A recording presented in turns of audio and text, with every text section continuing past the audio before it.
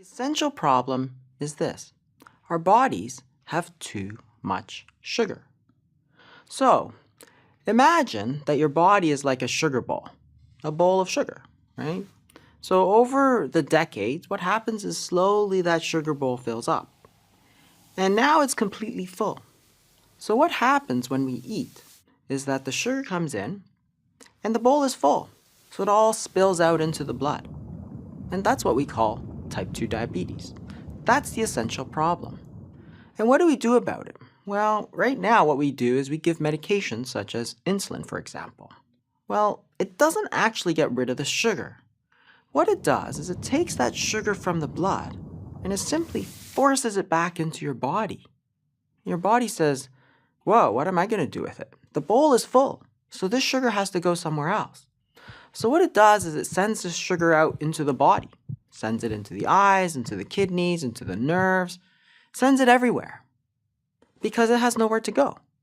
A lot of it is also turned into fat, and that's why insulin tends to cause a lot of weight gain.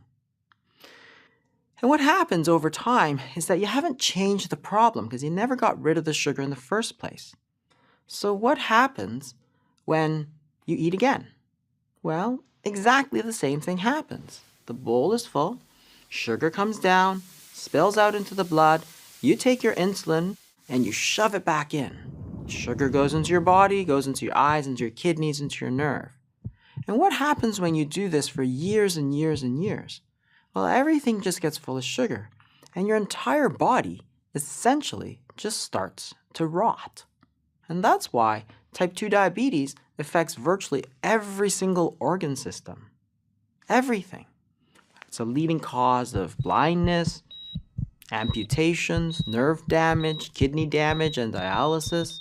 You get heart attacks, you get strokes, everything starts to rot. As you're forcing all this sugar into your body, what happens? Well, your body eventually can't take anymore because it's completely full. So what do us doctors do? Well, it's full, there's sugar in the blood, so you must need more insulin. So we give you more insulin so that there's more force shoving more sugar into your body. For a while, that's okay, your body fills up again, but eventually it fills up again. And so what happens? We give you even more insulin. And the cycle goes on and on. So the problem is we're not taking care of the actual problem. We're actually just hiding the problem. It's because the key to treatment is not moving this sugar around the body. The key is to actually get rid of this sugar. Think about it this way. Suppose you have garbage in your kitchen. You want to throw out that garbage. But instead, what you do is you take the garbage and put it under the rug. And you keep doing that for a while until your rug is completely full. Then you say, oh, I have garbage in my kitchen. I need a bigger rug. That's the increased insulin analogy. Why would you keep hiding away your garbage? So then you start throwing the garbage under the rug. It gets full. So you throw it into your bedroom, you throw it into your bathroom. All the while you say, wow, look how clean my kitchen is. But meanwhile, your whole house starts to smell. Same as your body. Your whole body starts to rot. So the key to understanding treatment to type 2 diabetes is you need to get rid of the garbage. You need to get rid of the sugar. There's really two parts to that. One, you need to stop the sugar from coming in. How do you do that? Well, you can follow a low carbohydrate, high fat diet. Because if you're not putting more sugar in, that's going to at least help take care of some of the problem. The other thing you can do is to burn off all that sugar because you need to get rid of it. And how do you do that? Well, one way is intermittent fasting. Fasting means you're not eating anything for a period of time, but your body still needs energy. So the first thing it's going to do is start burning off the sugar. That's great. That's exactly what we want to see because we want to get rid of all this sugar. And that's the key to understanding type 2 diabetes. I had this patient here, Richard, who came to me for treatment of his diabetes.